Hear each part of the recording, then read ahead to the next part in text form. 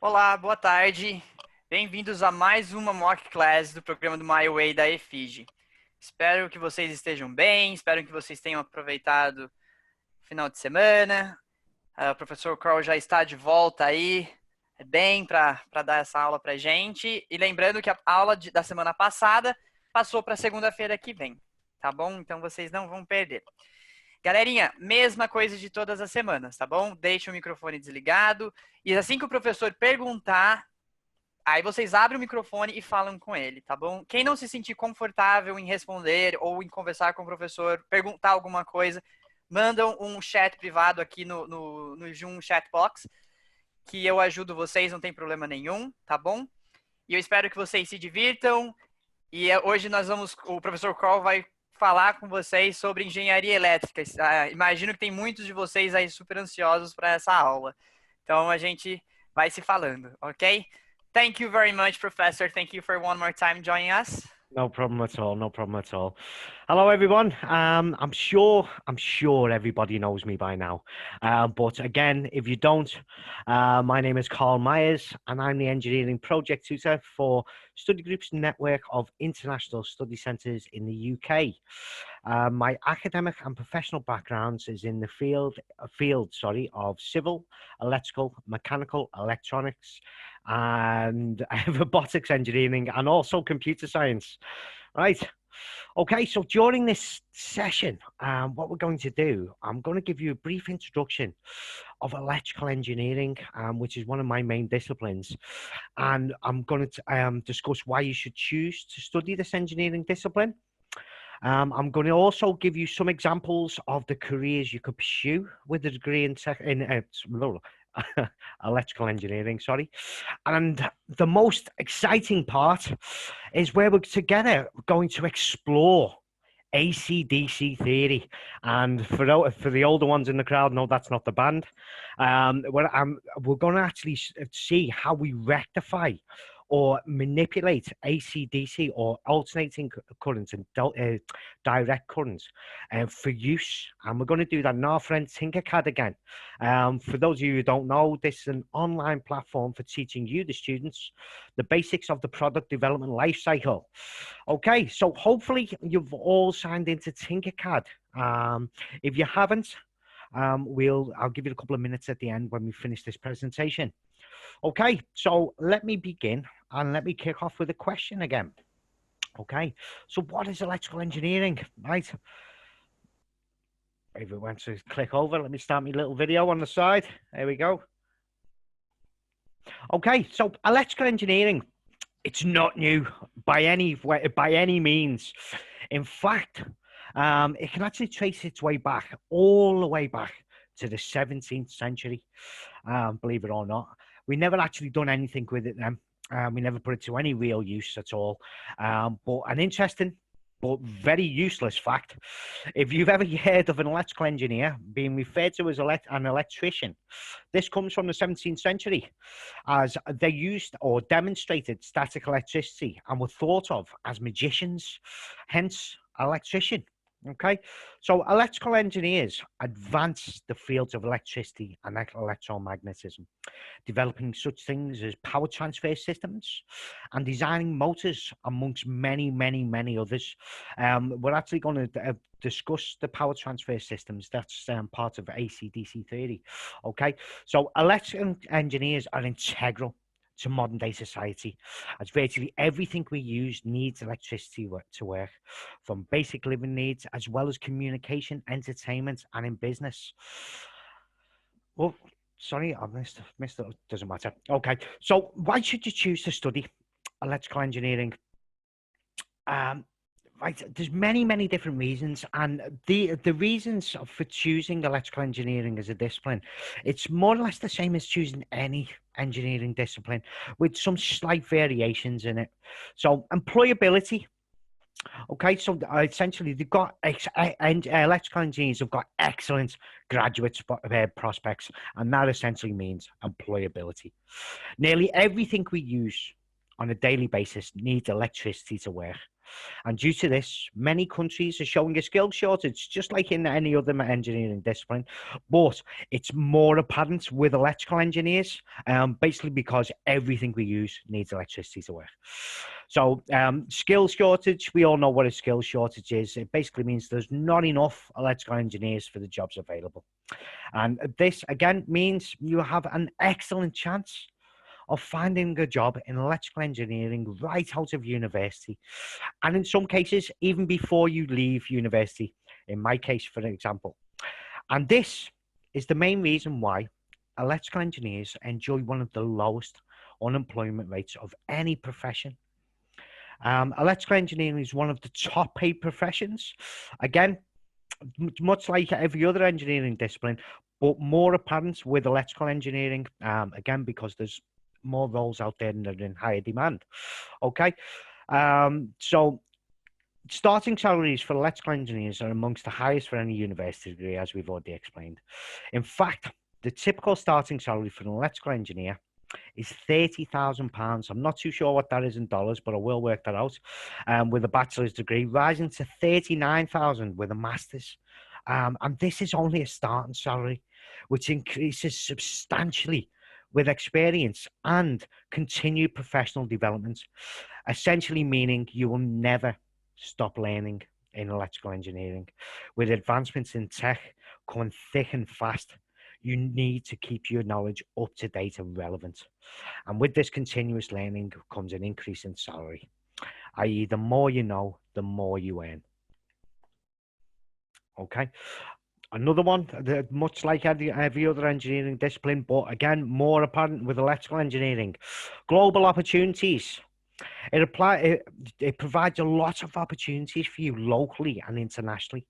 As previously mentioned, many countries are showing a significant skill shortage in electrical engineering. Therefore, there are many opportunities to live and work abroad. Some companies even require you to travel around, so you'll be seeing the world while you're getting paid well. Electrical engineers are always in demand, like I've said, with rapid expansion of the technology sector over the last few decades. The demand for those who can create, understand, and alter electrical systems has risen significantly. With advancements in tech and computing power again coming thick and fast, this expansion is not expected to slow anytime soon. Therefore, electrical engineering is one of the most in-demand professions in the world, with vacancies set to rise into the many, many millions in the near future. Okay. Electrical engineering helps people, obviously. Okay. Again, nearly everything we use on a daily basis needs electricity to work. Therefore, electrical engineering is built on the idea of improving electrical systems to help humanity. This is hugely evident in smartphones, for example, which have revolutionized the way we communicate. Electrical systems in medical equipment allow us to monitor the behavior of those in need more effectively. And the electronics and security systems, such as Ring video doorbell, allow us to feel more secure. Therefore, electrical engineers offer a massive benefit to society. And well, electrical engineers are at the forefront of future technology. This is an obvious point. Okay, everything everything that we use, or nearly everything that we use on a daily basis, it involves electricity in some way. Okay, so they're at the forefront of all technologies, all future technologies. Again, as mentioned previously, nearly everything we use on a daily basis uses electricity. And due to the development of new technologies for many industries, including transport, healthcare, construction, and robotics and automation, electrical engineers are continuously looking to innovate and think outside of the box. And with these advances in technology and computing power, the impossible is now becoming possible. Means it's a hugely exciting time to be an electrical engineer. Okay, is it going to click? Sorry, I'm wondering why it's not clicking over. I'm pressing the wrong button. There we go. Okay. Studying the electrical engineering, or the main discipline of electrical engineering, will provide you with a taste of all the various skills and knowledge required to work in any subdiscipline related to it. However, if you know what route you would like to take within the main discipline, think about choosing to specialize early on and choose a degree that suits your desired path. And this isn't just not choosing electrical engineering and maybe going down the route of control systems engineering. I'm talking nearly every one of our partner universities runs an electrical engineering course, but every single one of them courses will be different. Okay, so you must make sure that you research into the courses that you're looking for and make the best decision make the decision on the information that you actually see. Make sure that the course actually suits your desired path. Okay, and this just because the university is the best in the league table does not mean that the university is the best for you. Okay, it's all due to the course. And please, just that's one thing that I will stress to you. Just make sure you read your prospectus before you jump in. Okay, so over the next few slides, I will introduce you to some, but certainly not all, of the subdisciplines or possible career paths, in other words, of electrical engineering. Okay, the first being control systems engineering. That picture's a bit dodgy, isn't it? I'll have to change that. So control systems engineering is a branch of electrical engineering, obviously, which deals with the principles of control theory to design a system which yields the desired behavior in a controlled manner. Okay, although control engineering is often taught with electrical engineering at university, it is an entirely interdisciplinary topic, as control systems engineers are required to analyze, design, and optimize complex systems such as manufacturing production lines, which could consist of highly integrated coordination of mechanical, electrical, chemical, metallurgical, electronic, or pneumatic elements. Therefore, control systems engineers deal with a diverse range of dynamic systems, including, but not limited to, human and technological interfacing, such as graphical user interfaces. A graphical user interface is essentially what we're using now with Zoom. That's a graphical user interface. And human machine interfaces, or HMIs. Just think of your keyboard. That's a HMI. Okay. Electronic engineering. Okay, that's again another one of my major disciplines. Electronic engineering is a branch of electrical engineering, again, associated with electronic circuits, devices, and the equipment and systems that use them. Nearly everything we use has electronic components, from smartphones, televisions, and even toasters. The world of electronics is a massively expanding market, thus offering electronic engineers the opportunity to produce new innovations and developments in telecommunications, robotics, computing hardware, and electrical equipment. Just like any other engineering discipline, electronic engineering offers many fields in which you can specialize, such as audio, visual, and light electronic equipment, control systems and automation, as we've already explained, microelectronics. So microelectronics, for example, the sensors that are in your smartphone, for example, an accelerometer that changes the orientation of your screen, that's a microelectronic device, and telecommunications, amongst many, many, many others. Due to the wide range of specializations and with the significant increase in demand for electronic equipment, there is again a massive shortage of electronics engineers around the world, which is likely to continue for some time it's going to continue forever. It's just going to go up and up and up, the demand for electronic engineers. Okay, power engineering. Okay, this power engineering and electronics will actually fit into our demonstration today, but I'll talk about that a little bit in a little second. Power engineering is focused on the design of large-scale systems for generation, transition, and distribution of electricity. Electrical power is an energy source created from electrical charge, generated in, for example, hydroelectric and nuclear power plants. As a power engineer, you will focus on these large-scale applications involving extremely high currents and voltage. Again, due to nearly everything we use needing electricity, the process of generating, transmitting, and distributing large amounts of power is a necessity for modern society. However, it is a hugely difficult task, and so power engineers provide the solutions to these difficulties. Again, we'll talk a little bit more about power transfer in a second when we go on to the demonstration. Okay. Just like all the other engineering disciplines, power engineering is massively diverse field. And as a power engineer, you could work on generating the power that enters the electricity grid. You may design transformers for distribution. Again, we'll talk about that in a second. Distribution systems or motors that utilize or modify the power. Okay, right. Okay, so we've got that little bit out the way, and now we're going to get into our interactive demo. Okay, so has everybody signed into Tinkercad? Carl, can you send the link on the chat box as well? Yes. Make Sorry, sure I forget that every time. Let me just find it.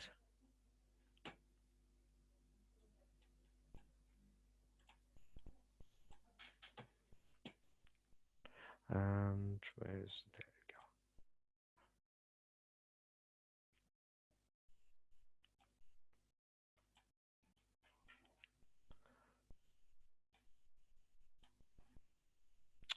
Lost my toolbar again. There we go. Okay, I've just sent the link to Tinkercad in the chat box. Okay. Again, if you just log into Tinkercad, sign up to Tinkercad, you can either use your Google account or you can use an Apple account. You don't have to sign up for a dedicated account with Autodesk. Just use your Google account or anything like that. Okay. When you're actually joining, don't click join class. Okay. We're not actually, I haven't actually generated a class in there. You're just going to use your standalone account. Okay, so while you're doing that, I'll have a little chat about what we're actually going to be doing. Okay, so what are we going to be doing? We're going to explore the difference between alternating current or AC and direct current or DC. Okay, and we're also going to, we are going to actually explore how we can actually manipulate both AC and DC for use. Okay, so that's for example, AC is used for so every time you plug something into your wall socket, that's AC current or alternating current. Okay, but when you're using your phone or anything with a battery or anything with any electronics, it's actually direct current. Okay, that you use. So we're going to explore how we actually rectify from AC to DC. Okay, to do this, we're going to use our friend Tinkercad again. Okay, sorry, Carl, you're not sharing your screen. Is that okay? Am I not sharing my screen? No. Oh, well, that's good, isn't it? You. All right, hang on 1 second. 1 second. Okay. I don't want to have him there. There we go. Back again. Okay. Sorry about that. No, that's okay. Okay. So again, we're going to be using our friend Tinkercad again. Okay, I promise you, the next class that we have, we definitely will not be using Tinkercad. We're going to get hands-on next time. Okay, so again, this introduces you, the students, to the product development life cycle, and again, it's massively valuable to you. We were having a little bit of a discussion before about building portfolios for university. Using Tinkercad and actually building designs within Tinkercad, it doesn't only show that you're dedicated to the subject. It actually shows that you're passionate about the subject as well.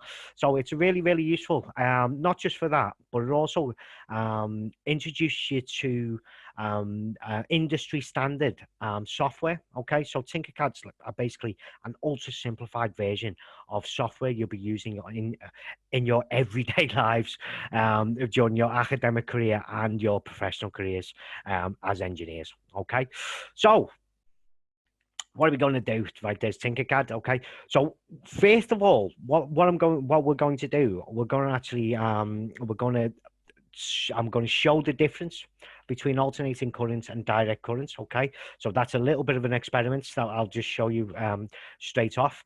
The next thing that we're going to do, we're going to design something called a half wave rectifier. Okay, I'll explain a little bit more about that in a second. And then we're going to design and build a full wave rectifier. And after we've designed both of them, we're going to simulate them and we're going to show how it actually works. Okay, so is everybody ready? I keep falling off my seat. Is everybody ready? Yes, yes. Yeah, good stuff, good stuff. Right, okay, so let me get rid of this presentation. There we go. Okay, so there's our friend Tinkercad again. Right, so for those of you who are familiar with Tinkercad, what we're going to be doing, we're not going to actually be designing anything in the, what happened there? We're not actually going to be designing anything in the 3D design suite. We're going to be using our friend circuits again.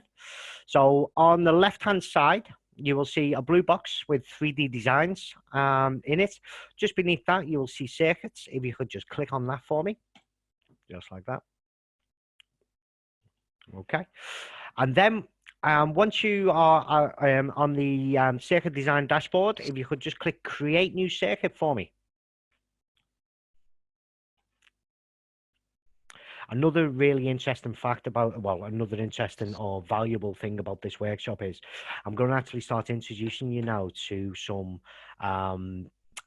equipment. What we call bread and butter equipment. Essentially, you'll be using them every day as an electrical engineer. If you do decide to go down the electrical engineering route, or robotics route, or electronics route, this is what we use on a daily basis. Okay, so is everybody ready? Are we all ready to go? Everyone on the 3D design suite? Sorry, the circuit design suite, I should say. Yes. Yeah, good stuff. Okay, so in the top right-hand corner, the first thing that we're going to add something called a function generator. Okay, so in the top right-hand corner in your component search bar, if you just type in function, this might be different in Portuguese. Can someone help me out? Função. There we go. Good man. And then it would help if I actually spells it right as well. Okay, and underneath there you will see well, basically a box with 3 dials on it, or three screens on it. Okay, if you just click on that and just drag that over to your screen or over to the workspace, just like that.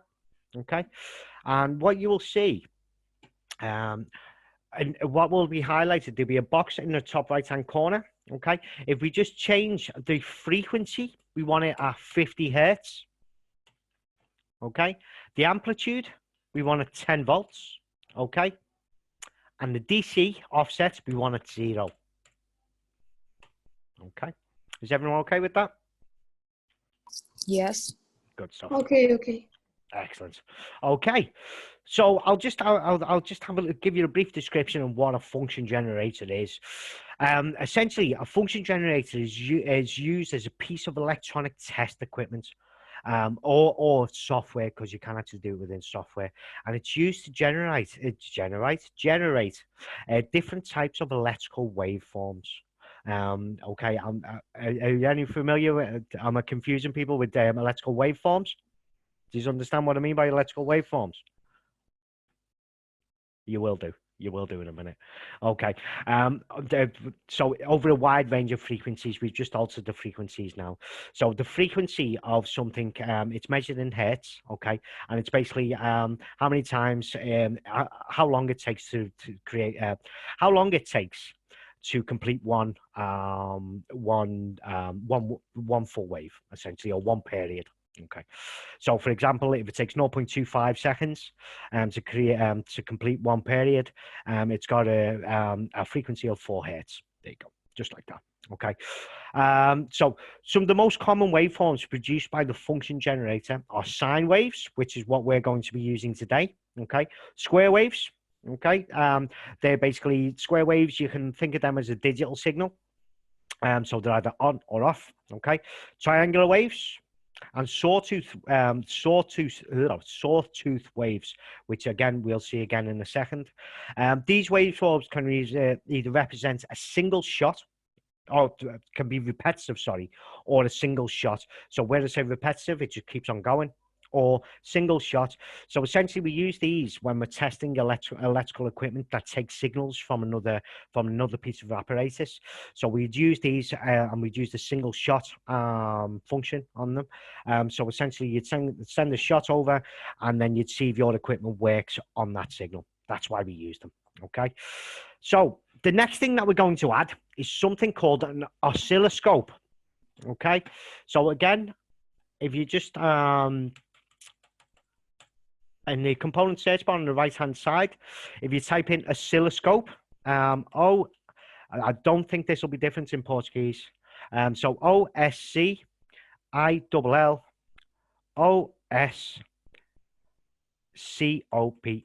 oscilloscope. Has everybody managed to find that? In Portuguese, that's osciloscópio. Yeah, good man, good man. Well done. Thank you very much for that.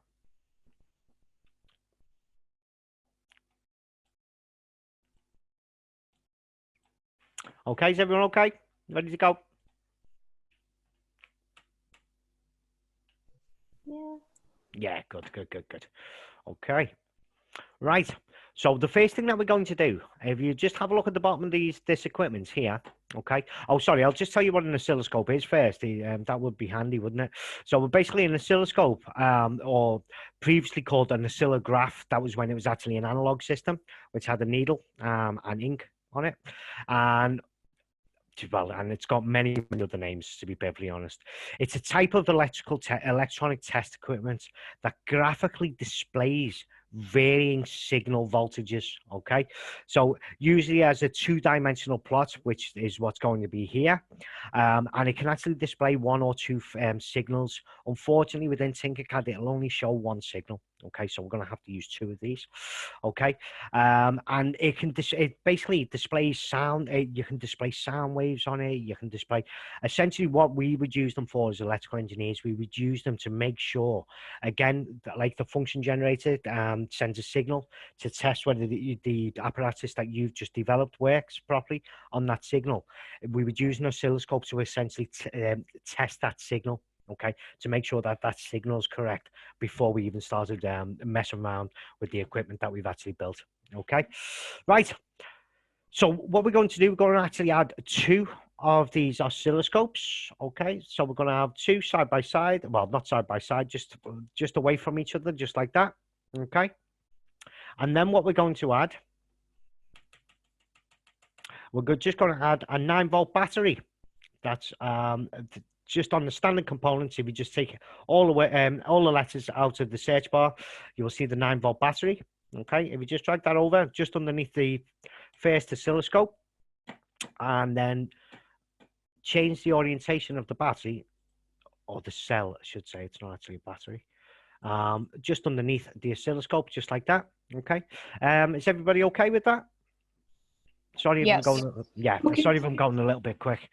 Okay, so if we start on the left-hand side, if you have a look at the function generator, okay, obviously you've got your negative and your positive terminals there. Okay, so what we're going to do, we're going to connect the negative terminal on the function generator directly to the negative terminal.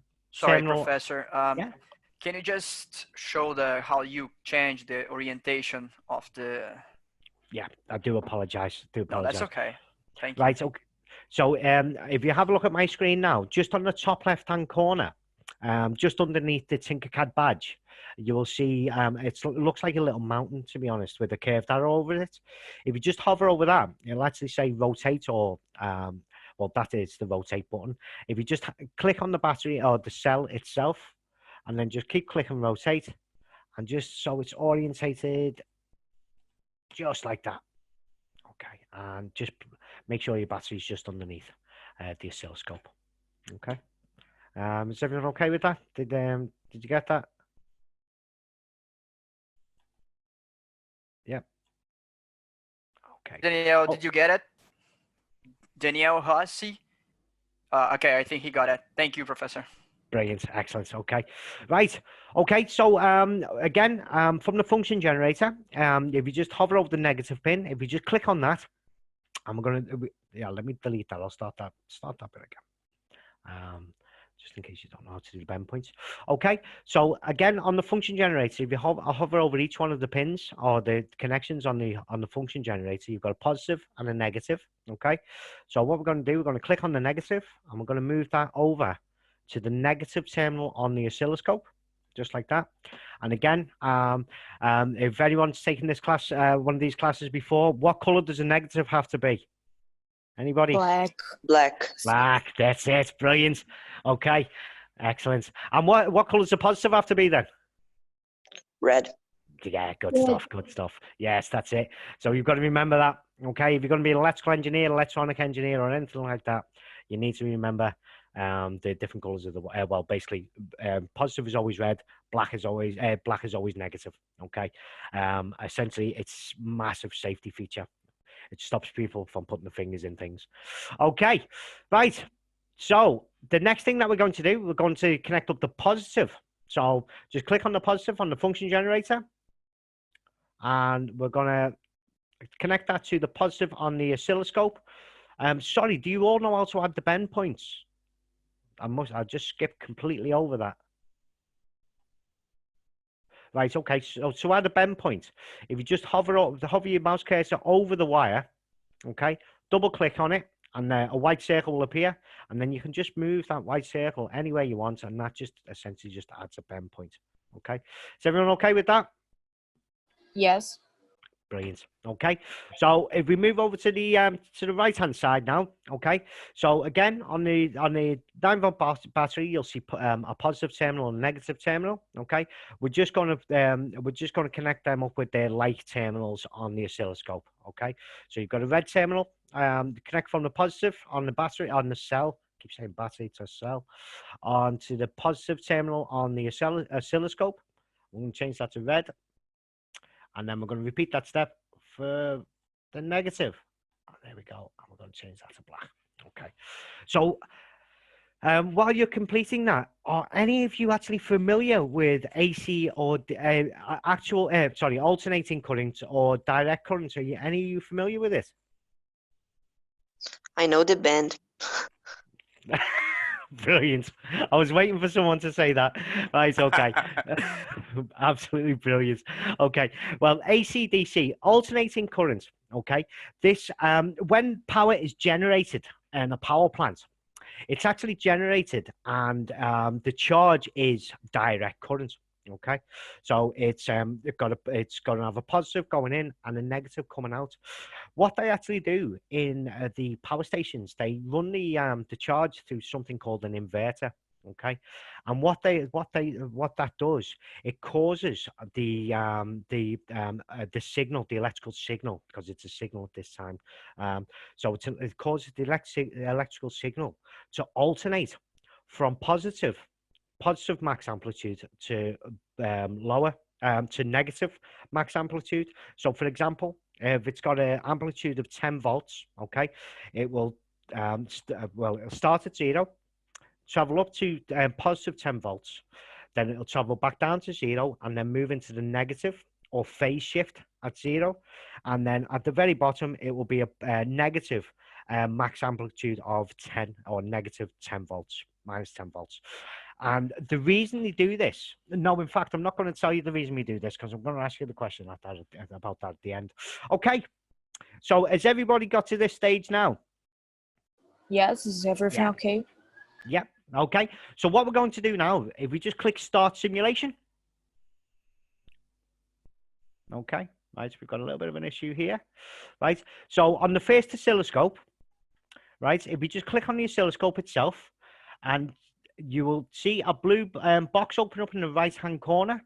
You'll see it's a box underneath says time per division, or whatever that is in Portuguese. Okay, you'll have 100 milliseconds. Okay, what we want to do, we want to change that to 10 milliseconds, just like that. Okay, this is actually generating a square wave. So if you have a look at the function generator, you will see a center button. Okay, just click that center button. Okay. Is everybody okay with that? Yes. Yeah, excellent. Okay, and also do that with the second oscilloscope. So change that to 10 milliseconds as well. Okay. So, where I was saying that it actually alternates, if you just have a look at my screen now, okay. So what we're doing here, we're actually generating a function at 50 hertz. So it's happening around about, well, I won't work the math out in my head because I'll get it wrong. Okay, so it's generating a sine wave, which is what our power is transferred, or our transfer media. That's how, or transfer method, I should say. That's how we transfer power through a sine wave. And again, that phase shifts at 0. So it starts at a positive 10 volts, okay, and then traverses phase shifts at 0 to a negative 10 volts, okay. Can anyone tell me? Right. Oh, sorry. Let me just explain the DC first. Okay. So if you have a look at the DC, right? So this is a 9-volt battery, okay? And the DC signal just stays at a positive 9 volts, okay? So if everything that we use on a daily basis, or nearly everything that we use, say, for instance, our mobile phones, okay, they have a battery inside them. Yeah, so obviously they're going to be running on DC or direct current, okay? But we charge the phone on from a wall socket, which uses alternating current.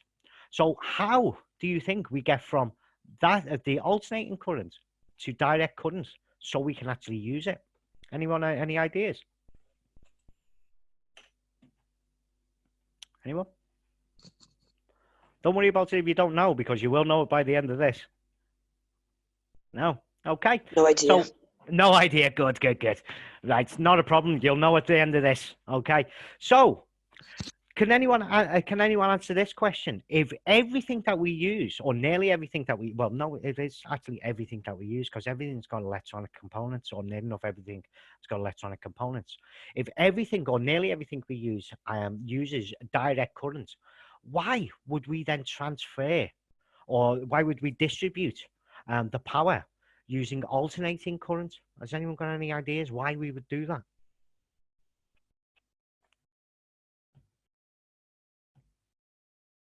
Anyone know? Okay. Vamos lá, gente. Quem que arrisca aí falar alguma coisa?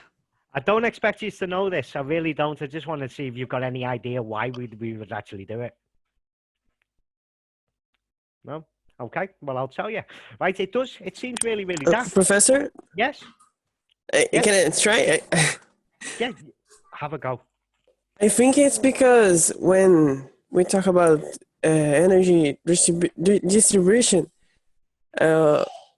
we are talking about high levels of energy. So it's not possible to distribute using direct. I forget.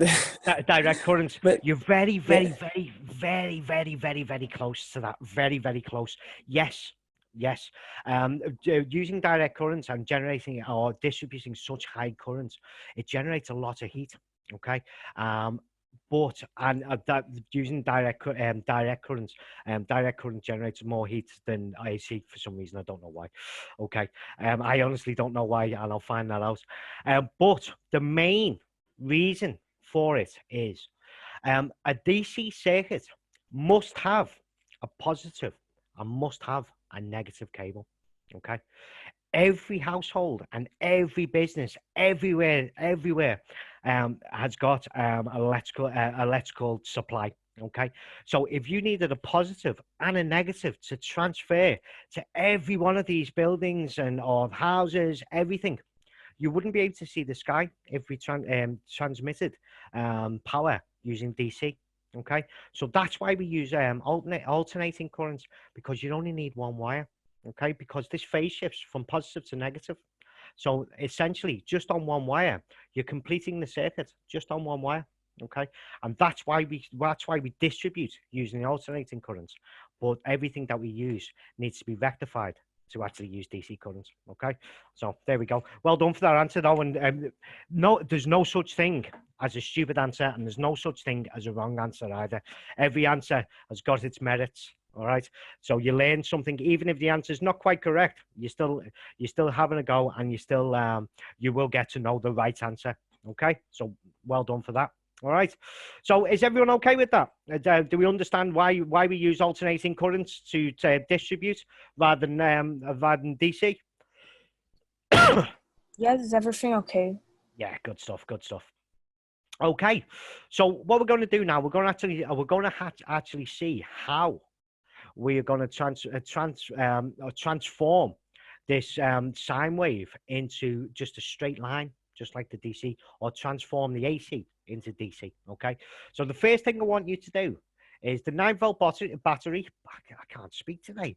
The 9-volt battery. Just delete the 9-volt battery. There we go, just like that. Okay. And then what we're going to do, we're going to add our friend the breadboard again.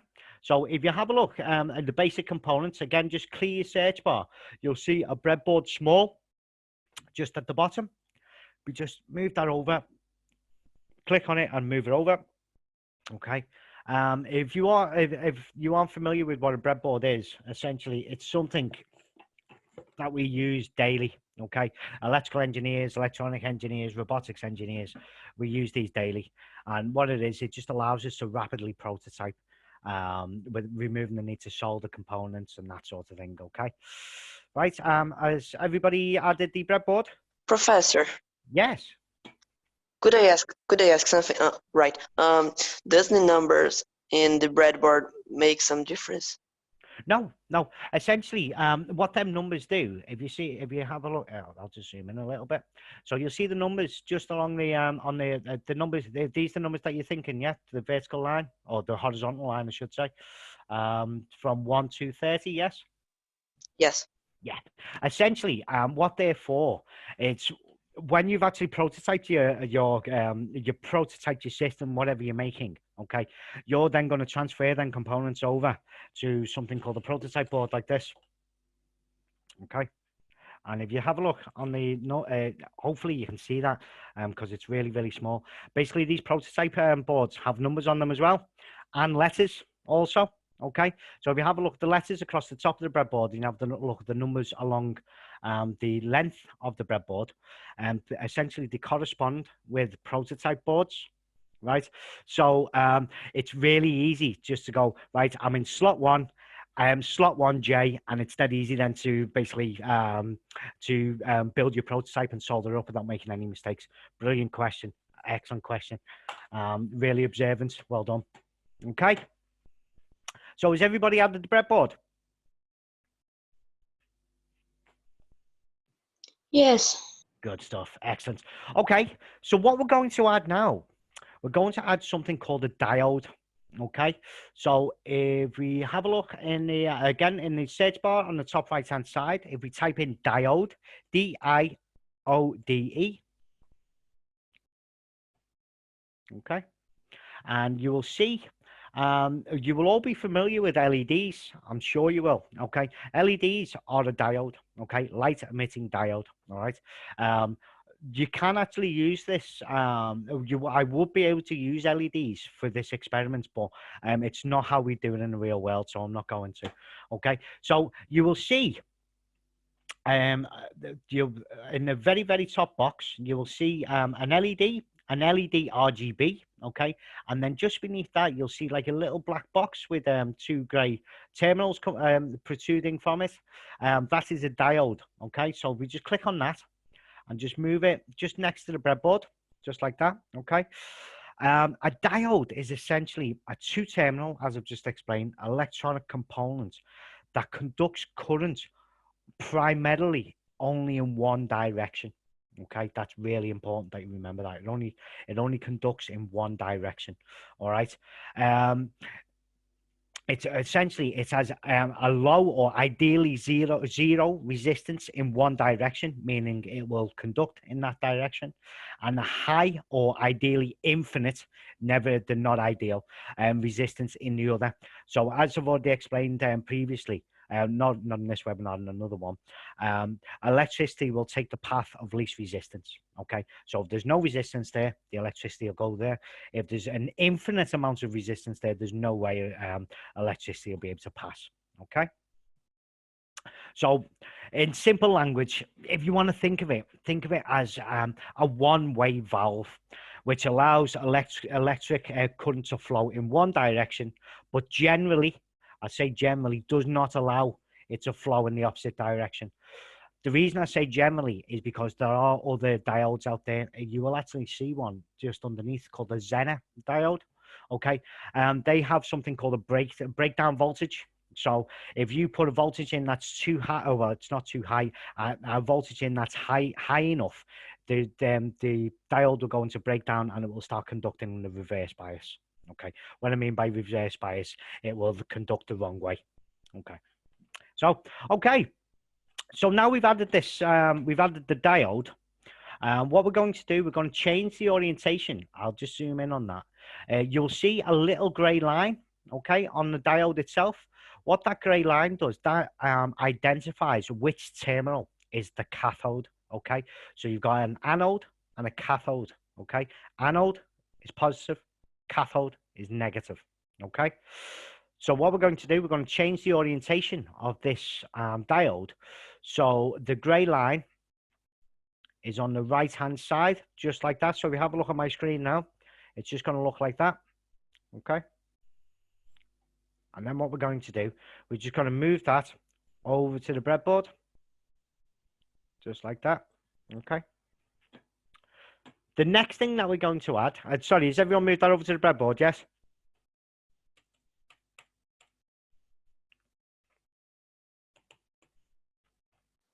Wait. No problem, no problem. You let me know when you're ready.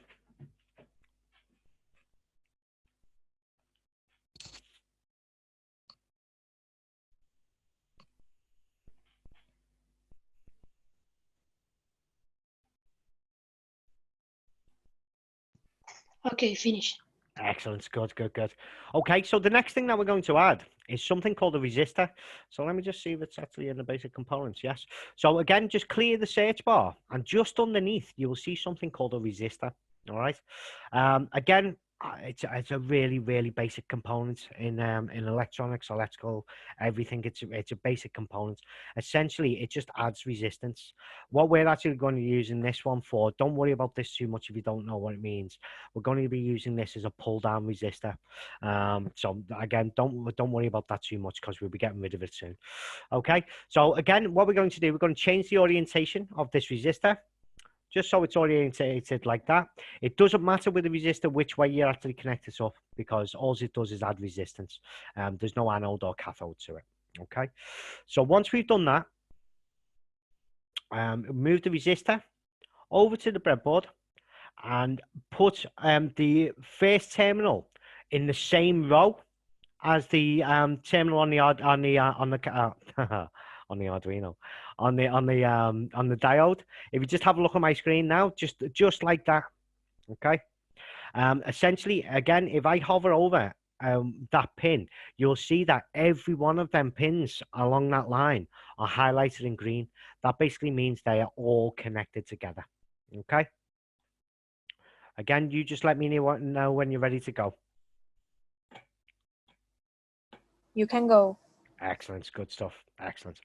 Okay, so what we're going to do now, if from the positive terminal, let me just move that breadboard over slightly.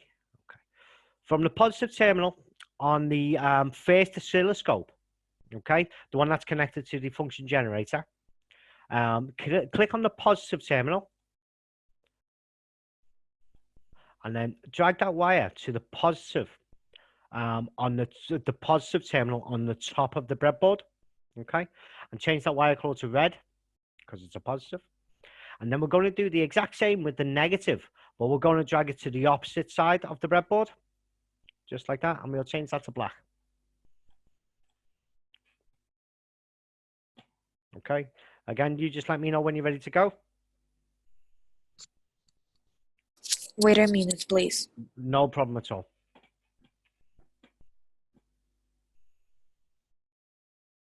Okay, you can go. Excellent. Okay. So the next thing that we're going to do, we're going to basically add the power or add the signal to the diode. Okay. So on the left hand side of the diode, Okay, you will see if you hover over the pin or the terminal itself, it'll say anode. Okay, so anode is positive. Yes.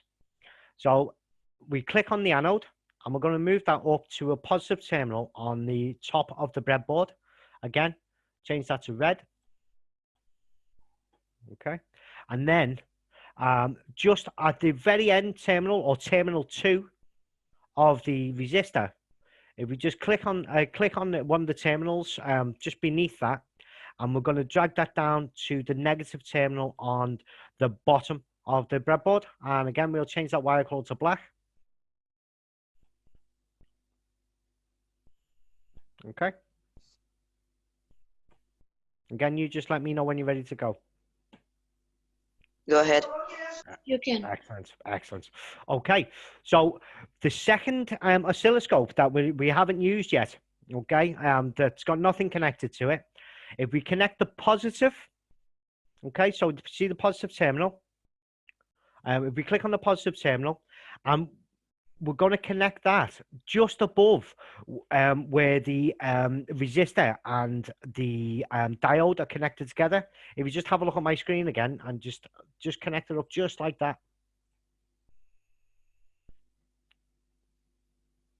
Okay, and again, add bend points just to make sure it's nice and neat so we can actually read it and make sure we don't make any mistakes.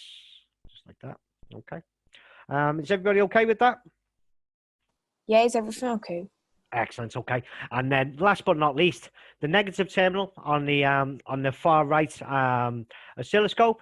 If we just drag that down, and we're going to connect that to the negative on the bottom of the breadboard. And again, let's change that wire color to black. Okay. Nice. Just let me know when you finish that.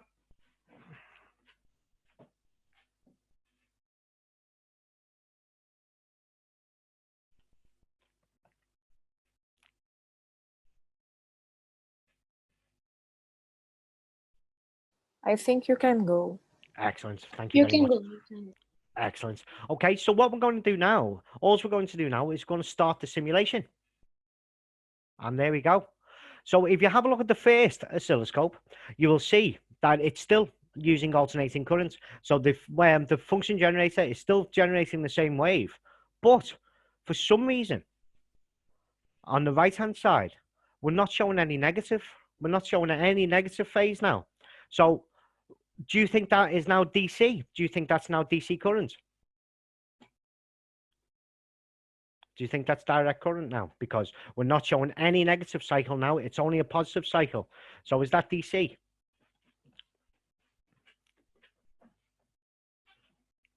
No, you're unsure? Yeah, I can see you're unsure. Yes. In loose terms, yes. So the half-wave rectifier converts the alternating current, or AC, into direct current.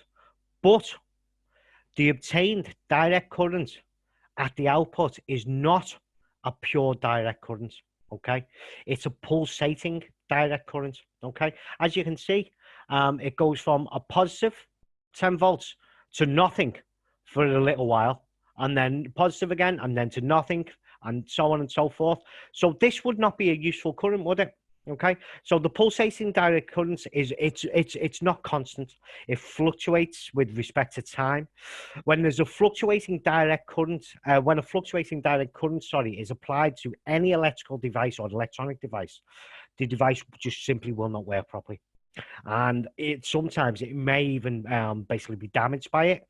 So the fluctuating direct current is not useful at all.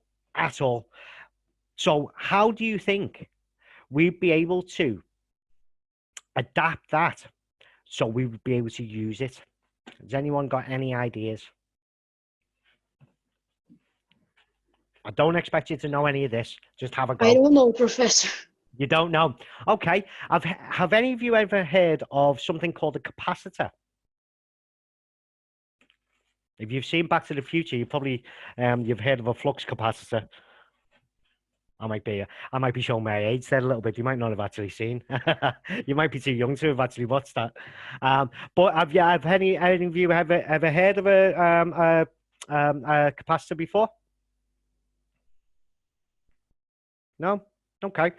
Doesn't matter. Again, I don't expect you to know any of this. A capacitor, essentially, you can think of a capacitor as a little battery, if you'd like. Okay. So what it does, it charges, but when it discharges, it actually discharges at a steady rate. Okay. It's a steady rate, and you can actually use it for time and stuff like that. It's actually that stable, the discharge rate on it, and you can use it to measure things. Okay. So what that is actually called when you add it to a rectifier circuit, it's actually called a filter. Okay. And what it does, it filters out the alternating current elements of the rectified DC current. Okay. I'm really sorry if this is confusing you, but it's really important, and you'll be able to tell everybody how batteries work and everything now. Okay. So what we're going to do, we're going to add a filter to this now. Okay. So if you just move over to the component search bar again, and then if you just scroll down. No, it's not actually there. Brilliant. Okay. So if you just type into the search bar, cap or capacitor, CAPACITOR, that may be. Sorry, Siri thought I was talking to her then. Okay. No, sorry, my phone's talking to me as I'm speaking. Right, okay. So you've got a polarized capacitor. Has everybody found the capacitor? Yes. Yeah, okay. So we click on that, and we're just going to move that over just in between the two oscilloscopes. Okay. And then you'll notice, again, if you hover over each one of the terminals on the capacitor, there's a negative and a positive. Okay, so the negative, right, okay. I'm going to have to move that up slightly, I think. Oh, no, it won't. Sorry about that. No, it'll be okay. So what we're going to do, the negative will be connected just above terminal 2 on the resistor. If you have a look on my screen, you'll be able to identify where that is. Okay, and then the positive, if you've connected your oscilloscope like I've connected mine, if you just click on that wire again and just move it up one pin, because the capacitor's got to go in between the diode and the connection for the oscilloscope. Okay, so if you click on the positive on the capacitor and just move that over to the diode just above where the diode connected, or the cathode. Okay, just like that. Okay, and again, we're going to change that to red because it's positive. Okay, is everyone okay with that? Have we done that? Yes. Is everything Excellent. okay? Excellent. Okay, now click start simulation again. And nothing happened for some reason. Why didn't that work? What have I done wrong? Just 1 second. Let me just stop that simulation. Ah, right. I never changed the capacitor. Right. Okay. What you need to do. Sorry, I forgot to actually say this to you.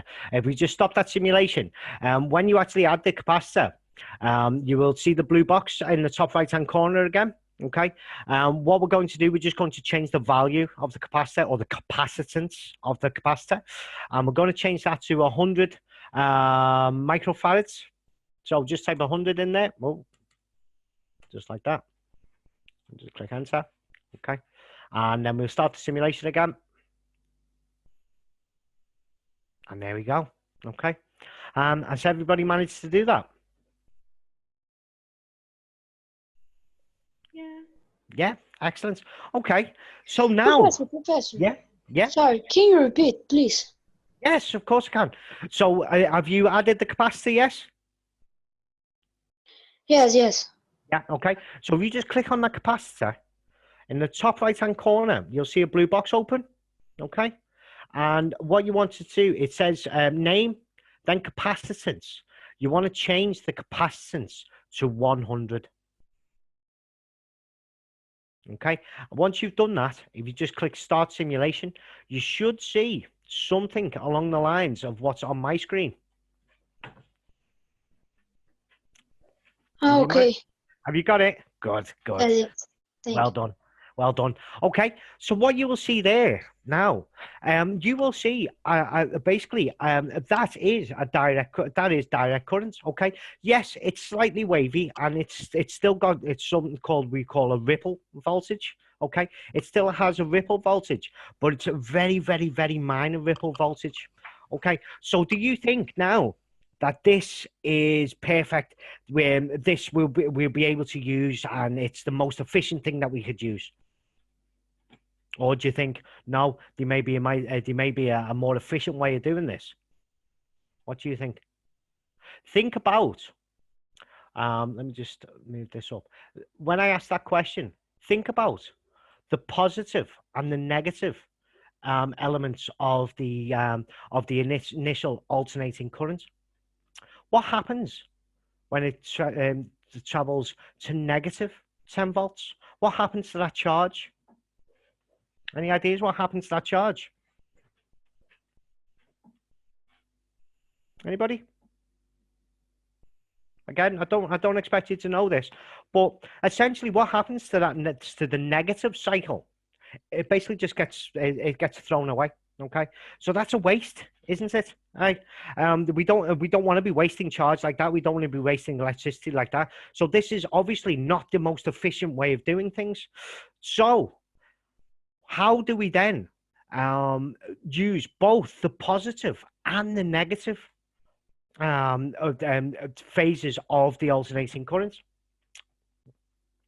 Right? Again, I don't expect you to know this, but what we've just developed there, we've developed something called a half wave generator.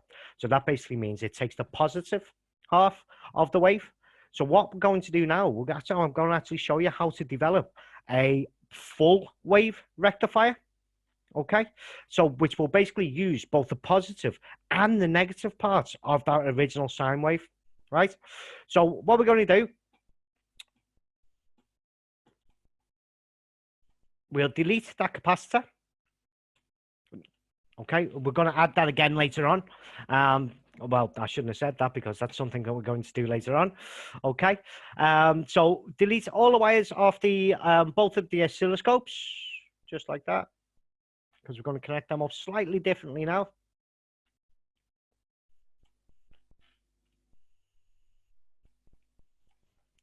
Just like that.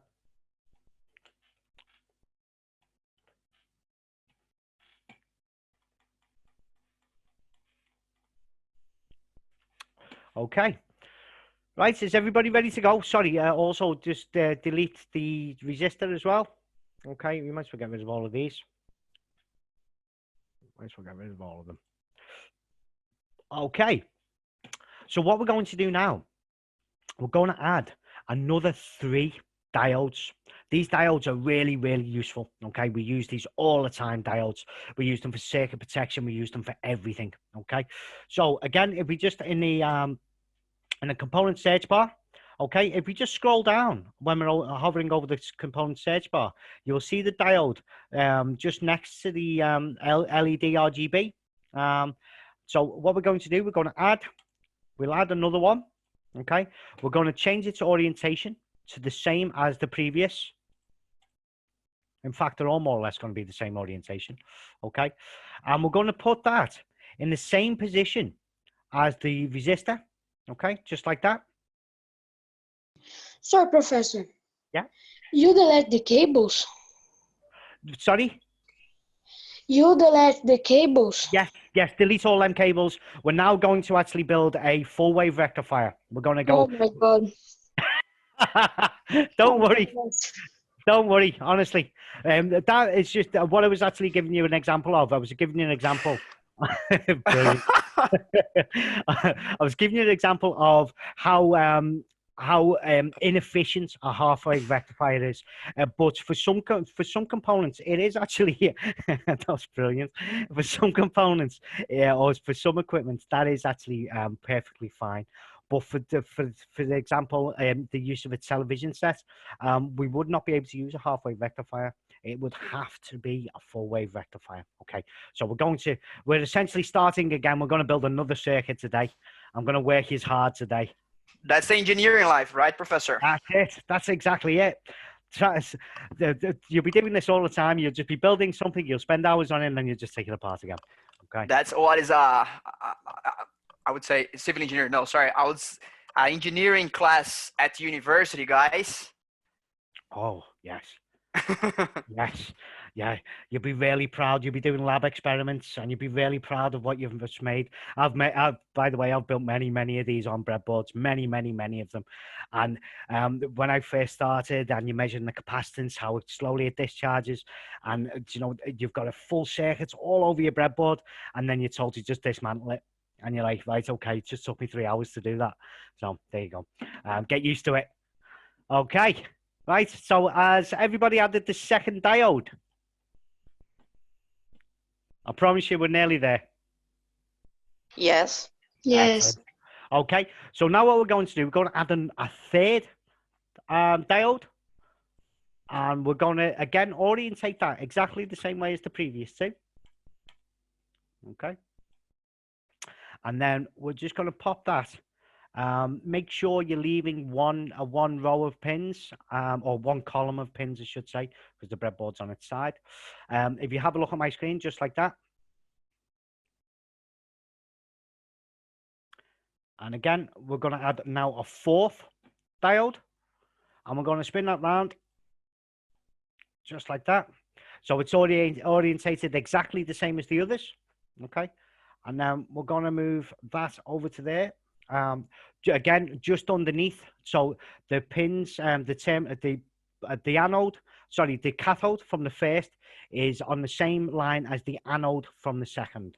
Okay, that was a bit of a mouthful. If you just have a look at my screen, it needs to be orientated and positioned exactly like that. Otherwise, it will not work.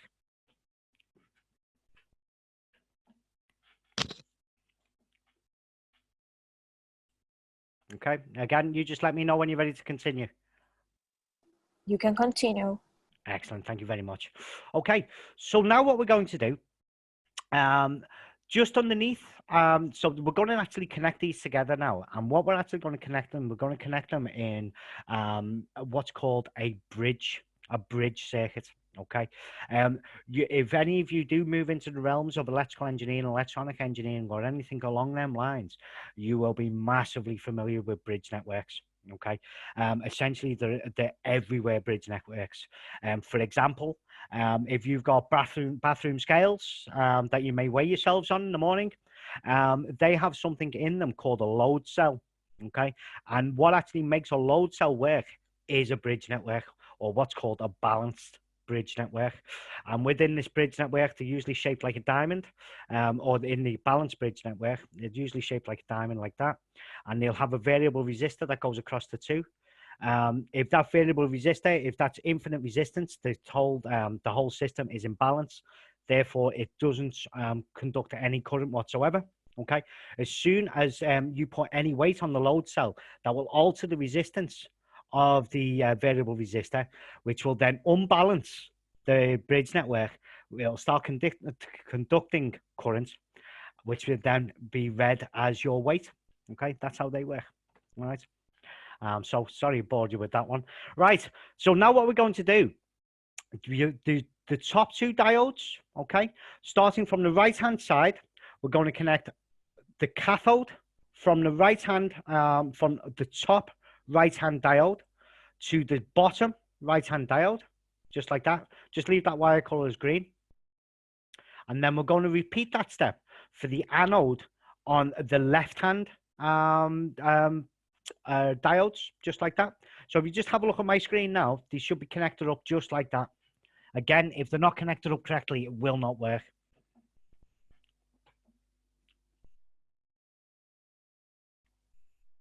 Okay, is everyone okay? Yeah, is everything okay? Excellent. Okay. So what we're going to do now, if you have a look at the center where each one of these pins, essentially they're connected together, on the very bottom, what we're going to do, we're going to drag that down to ground. Okay. So we're going to take that straight to ground. Okay. So if we just click on any one of them pins, as long as it's in that column, and we'll drag that down to the negative terminal on the bottom of the breadboard, and we're going to change that to black, just like that. Okay. Oh, did I move that then?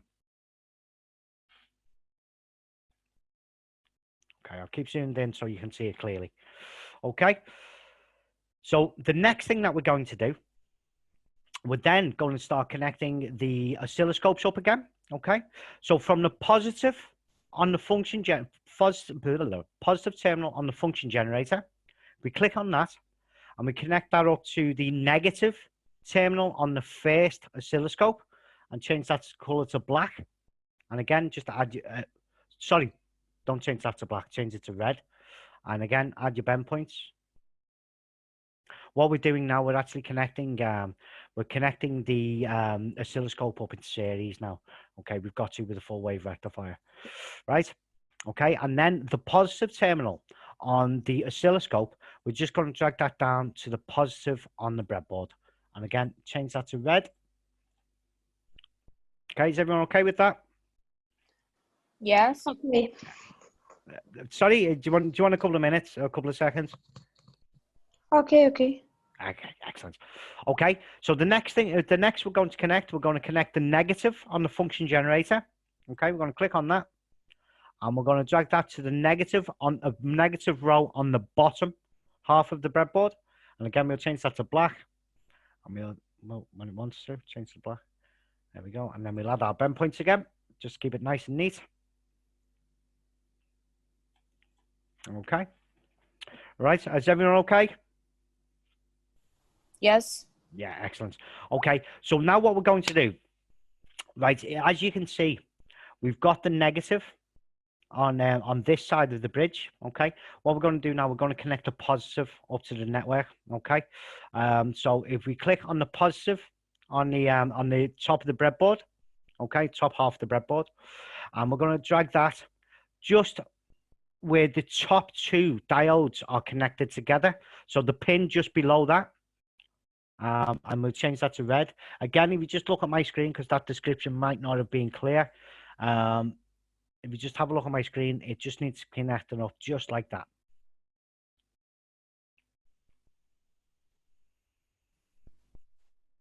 Sorry, Professor, can you zoom in a little bit? Yes, yes, of course, yes. There we go, just like that.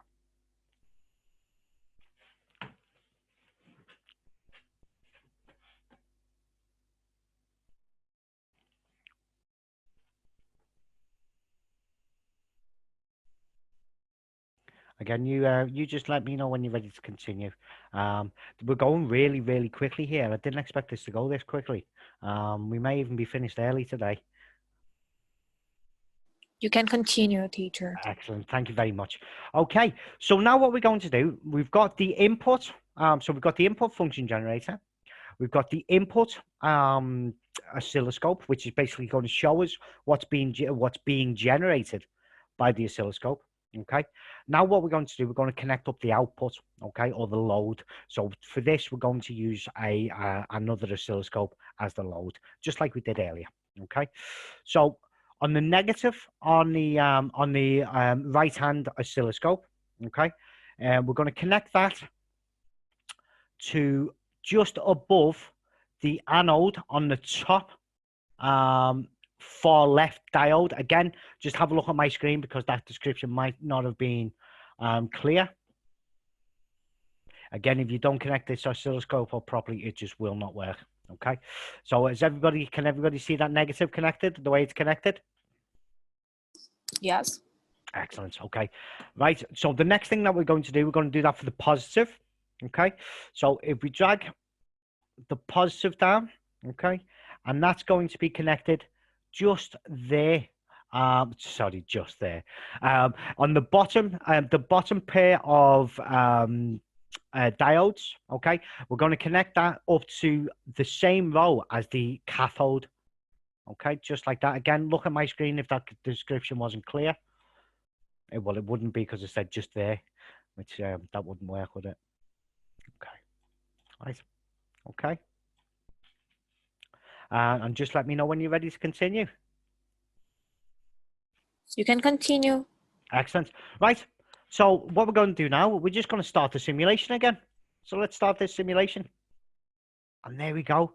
So now, if you have a look at the output oscilloscope, we've got no gaps there now, have we? Right. So essentially, I was going to make a mistake there and say something wrong, but I won't now. So there's no flat lines there. It's not going down. It's not moving at zero on one period at all. We're now using both sides, or both the negative and the positive elements of the wave. So it's automatically twice as efficient. Automatically twice as efficient as the single wave rectifier. Okay, so that means that you can you can transfer more potential through it, or voltage in other words, and also you're not wasting anything. You're not basically throwing money away by wasting half of the electricity that's coming in. Okay, so can you see how useful this is? I think everyone's I think still so. asleep. Yes, there you go. Good.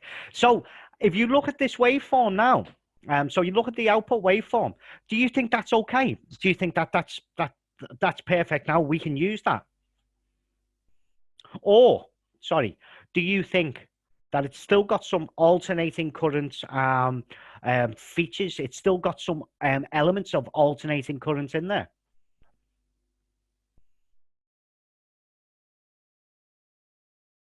What do you think? Just have a guess. Have a guess. Say yes or no. Just look at the shape.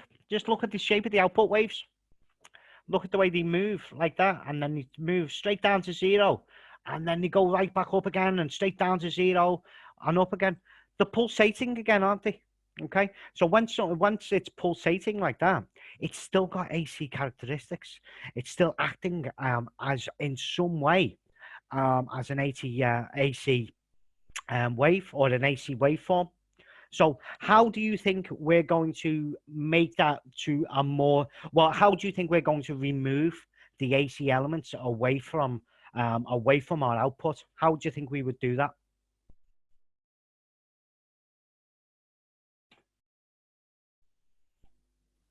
Someone said capacitor. Bang on. Belter. Love it. Yes, a capacitor. But remember, a capacitor is the component. Oh, you told us that we would use it. It's a filter. Okay, so you're filtering out the AC components to try and make it more, to try and make it a pure DC wave. Again, my phone's talking to me every time I say DC. My phone answers me, which is really strange. Right, okay. So what we're going to do, we're going to add our friend the capacitor again. Right. So again, if we just in the component search bar, if we just type in capacitor or cap or whatever it is in Portuguese, we then click on that, and we're going to move that over to our workpiece, just like that. So we just drop it there for now. Okay. And then what we're going to do, again, the negative and positive terminals, just underneath the capacitor, we're going to click on the negative terminal, and we're going to move that just underneath where the negative wire is connected on the output oscilloscope. Again, just have a little look at my screen if that isn't clear, if that instruction wasn't clear. Okay. And again, we're going to change that to black because it's a negative. And again, we're going to change this capacitor to 100 microfarads. Just like that. Okay. Is everyone okay with that? Yes. Excellent. Okay. So now we're just going to connect up the positive, and the positive is going to go in the same, just underneath, just on top of where the positive output oscilloscope is connected. So just like that, just there. Again, just have a little look at my screen if that instruction wasn't clear. And again, we're going to add our bend points just to make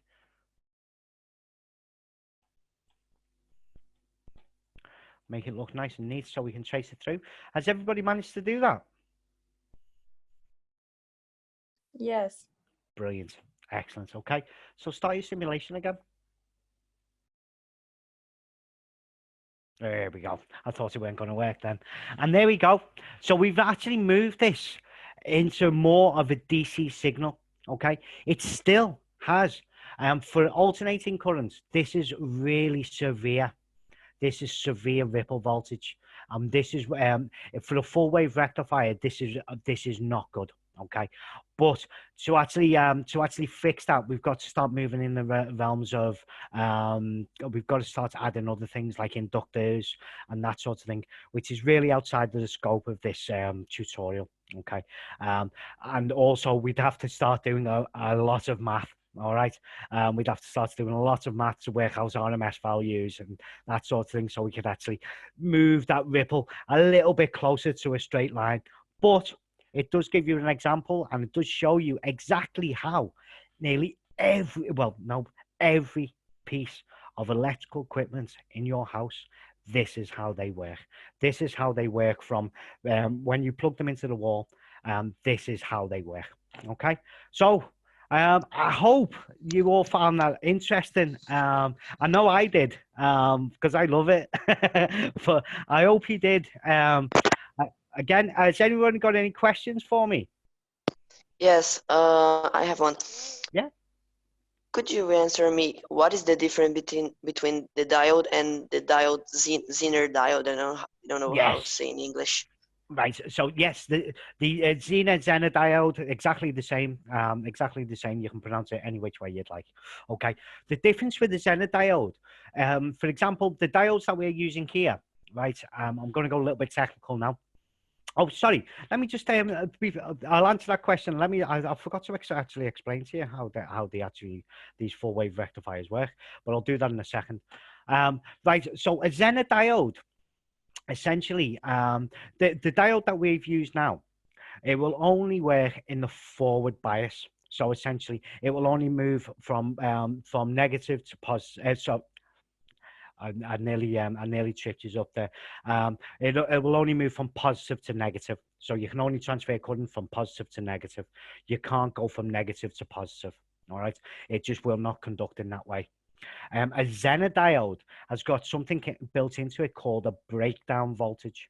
Okay, so a breakdown voltage, essentially, in the forward bias, it will conduct all day long. All right. In the negative bias, it will only conduct if it hits a certain threshold or the breakdown voltage. And essentially, once it hits that threshold, it will then start to conduct in the reverse biased as well. All right, and where you will see these mostly, or where you will recognize these is if you've got a charger that automatically shuts off when your battery is fully charged. That's a Zener diode that does that. Essentially, it will not conduct until your battery's just hits the fully charged, and then it will send through. It will then move in reverse bias, hit breakdown voltage, move in reverse bias, and it will actually it will move into something called a transistor, and will shut off the supply to the battery to stop it from exploding. Does that answer the question? I think so. I will look for more information in There you go. websites. Thank you. No problem at all. There are more different types. Okay, so let me just explain to you how these work. Okay, so yeah, I'll tell you what. I'll just move this over. Okay, so there we go. You've got the 4 diodes. So if you have a look at my diagram there, it's really clever how this works because you'd think it shouldn't work. Okay, so you've got 4 diodes labeled D1 to D4. Can you all see that picture? Okay. Yes. If you have a look at the load, that's essentially our oscilloscope that we've just used. If you have a look at this symbol here on the left-hand side with the squiggly line in it, that essentially means that it's an AC power supply. Okay, so if you see that symbol, it's an AC power supply. Okay, so the 4 diodes labeled D1 to D4 are arranged in series pairs. Okay, what that means is they're just connected on end. So cathode, cathode, anode, cathode. That's how they're just connected in series, okay? With only 2 diodes conducting current during each half cycle, okay? So during the positive half cycle of the supply, diodes D1, let me just move that up. D1 and D2 conduct, okay? So if you have a look at the green, you will see that it moves over there and it moves in a positive direction and then moves back to the negative like that. And then D2 conducts the negative and it goes out. Okay. right? On the negative, during the negative half cycle of the supply, diodes 3 and 4, D4 and D4 conduct in series, but diodes D1 and D2 just turn off.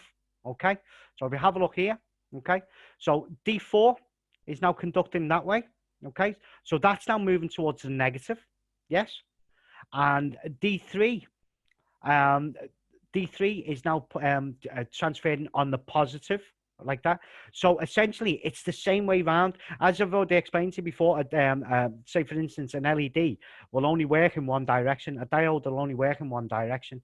So using a bridge network like this, it means whenever these the diodes are conducting, it will still only move in that one direction. Okay, so it will still only move from positive to negative. That's how really clever these systems are. Was that clear? Did you understand what I was saying? Yes. Excellent. Okay, so that's it, and that's why bridge networks are also really, really valuable. Okay, because that's how they work. Every bridge network basically works around the same same sort of method. Okay. Has anyone else got any questions for me?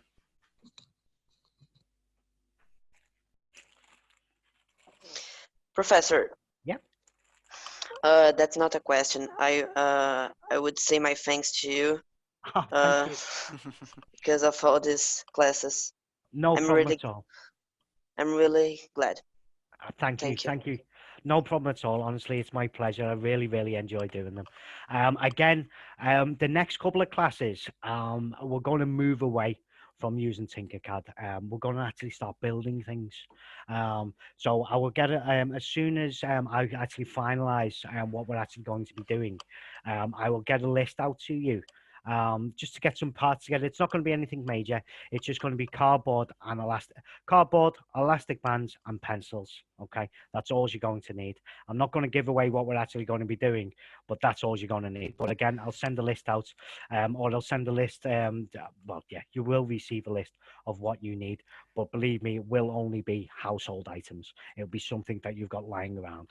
Okay, so you. Professor, so basically it's going to be a cardboard, pen, Yeah. and what else? Well, what you're going to need a sheet of cardboard, 3 round pencils, Yeah. and 3 elastic bands. Ok. Então, galera, vocês vão precisar de um pedaço de papelão, 3 lápis e elástico. How many elastic bands, professor? 3.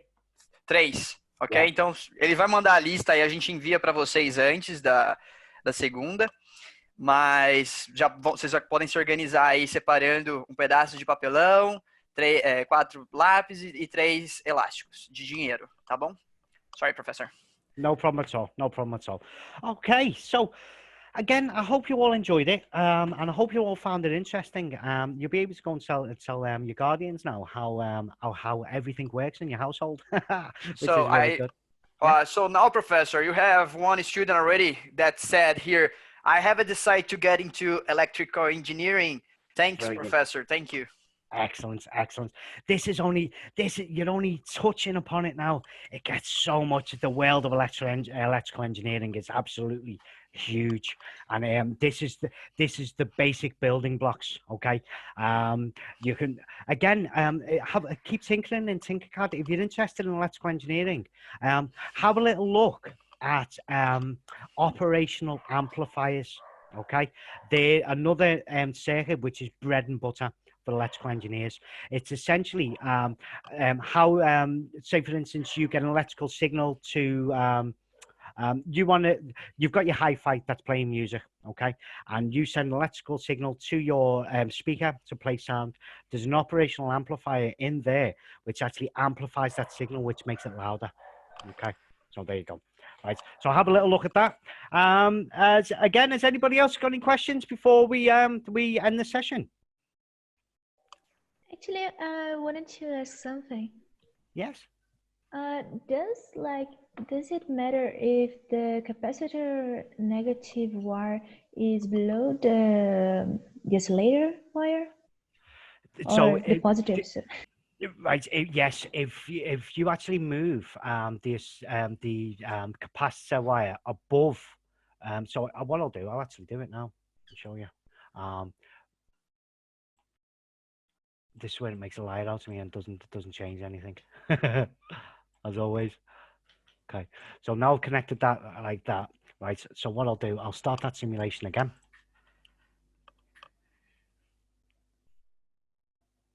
No. Okay. So if I move, right, you've got to actually do both of them. What actually happens is you bypass the capacitor.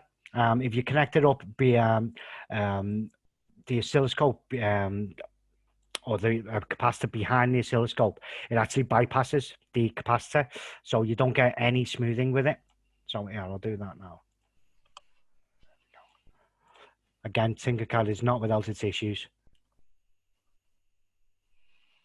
That shouldn't do that. Okay, what usually happens if you connect it up, you're actually bypassing, or the signal won't be as good. But you know, again, that's just the problem with Tinkercad. It's a little bit of a bug in the system there that shouldn't actually do that, but close enough. Essentially, what you need to do, you need to connect it up. You need to connect the capacitor up because that's part of the circuit. The actual load itself or the oscilloscope goes on the outside, basically because that's your measuring equipment. Okay. And Professor, yeah. What is exactly this that we create today? What is it you essentially what you've created today? You've created a rectifier circuits. That's what they're called, rectifier circuits. Okay, and what they're used to rectify AC signals or alternating currents to direct current, so you can actually physically use it. Okay, so remember we said your power is transferred via alternating current. Okay, but when you actually need to use it for any of your equipment, it needs to be direct current. Okay, so this is the circuit that we use to rectify from alternating current to direct current. Just a question: how you spell this word rectified? Rectifier. Yeah. Okay. Yeah, if you could just type on the chat box, Professor. Yeah. It's easy. I will do when I find my box. Where is it? Thanks. No problem. No problem. This is where I spell it wrong now. I'm not the best of spellers. I'm an engineer. I'm not a writer. That's what I always say, Professor. That's it. Rectifier. So, Professor, now you can tell then that everybody has to delete the wires again, that you're going to build another system. You can tell them now. I'll tell them now. Yeah, you can tell them. Delete everything that you're going to build. Oh, yes. Yes, sorry, yes. It's a surprise. You can tell them now. Get rid of it all. Get rid of it all. Bring it all now. You've worked really hard on it, so get rid of it now. No, but if you see if you could actually, we've done the half-wave rectifier. We've done the half-wave rectifier together, didn't we? So let's see. Keep this full-wave rectifier in your portfolio because it actually automatically saves to Tinkercad. So keep this one, but see if you can replicate the half-wave rectifier on your own. Let's see if you can do that. Let's see if we can have a look. Let's see if we can remember how to do it because I never shared any PDFs today. So I'm gonna set you a little bit of a task, and I'll speak to you on Monday again, and we'll see if this is see if we've actually got it working again. How do you fancy that? Great, fantastic. Okay. Thank you very much, Professor. No problem at all. Thank you. So we're looking forward to watch your class about chemistry. Yes. And petroleum next Monday. Yes. And it's going to be our last, right? Oh, is that one going to be our last? Yeah. Right. Yeah. Oh no. That's disappointing. Okay. So what I might do then? Well, I'll have a little think about it. So we might even go down because we missed a mechanical class. What you need the cardboard and everything for is for the mechanical class. So, oh, I see. Yeah. And the mechanical. Right, I'm going to give it away a little bit. It's essentially an elastic band powered car. I'm sure you've all actually seen them before, but ours is going to have a difference. Ours is actually going to be a geared elastic band powered car. And I'm going to actually explain how mechanical aids are used. So gearing systems, pulleys, and that sort of thing. Well, Professor, let's do one thing. We can talk, me and you, Camila, later, but we can do the chemistry on Monday, and then we see if we can have time to do on Wednesday. What do you think? Yes, I'm up for that. Yeah, definitely. Okay, 100%. okay, we can decide that. So Guys, I will let you guys know next week or maybe tomorrow. I'll let you guys know if we're going to have the mechanical engineering class on next Wednesday. I will let you know. Excellent. Okay, Brilliant. thank you, Professor. Thank you very much, and I'll see you all on Monday. Okay, thank you. Thank you, everyone. Bye Guys, now. gente, muito obrigado pela participação de vocês hoje.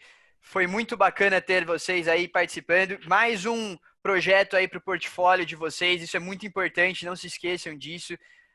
Como a Camila perguntou, pediu para vocês nas primeiras aulas, se quem já estiver construindo aí algum desses projetos ou outros projetos, tem alunos, Camila, que construíram ali, fizeram alguns prédios na aula de engenharia civil, eles fizeram uns outros prédios, mandem para a gente, pessoal, mandem para o meu e-mail que eu encaminho para a Camila e para o professor para eles verem, porque isso é muito bacana, isso é muito importante para o portfólio. Galerinha, eu quero convidar vocês, hoje é quarta-feira, hoje é dia de webinar e hoje a gente vai ter o Garrod da Irlanda falando de medicina no exterior. Ele vai falar sobre cursos de medicina no exterior. Então aí convido todos vocês para assistir o Garrod, que é o diretor da Faculdade de Medicina de Cork, na Irlanda, para falar sobre, conversar e ter uma discussão aí sobre faculdades de medicina no exterior. Todos vocês já receberam o link, mas quem não recebeu o link, manda um e-mail para mim. Eu vou colocar aqui rapidinho o meu e-mail. A maioria de vocês já tem. Quem tiver no WhatsApp também, me chama lá que eu mando o link, ok? Mais uma vez, muito obrigado, gente, pela participação. E não se esqueçam, segunda-feira a gente vai ter a aula de Engenharia Química com o professor. E a gente vai conversar aí, vamos ver se dá tudo certo na agenda do professor na próxima quarta para ele dar aula de Engenharia Mecânica. Mas eu aviso vocês, mando um e-mail para todo mundo falando se vai ter ou não aula de quarta, tá bom? Muito obrigado e eu espero vocês até mais no webinar de hoje. Obrigado, thank you. Obrigada, thank you, Carl. Thank you very much.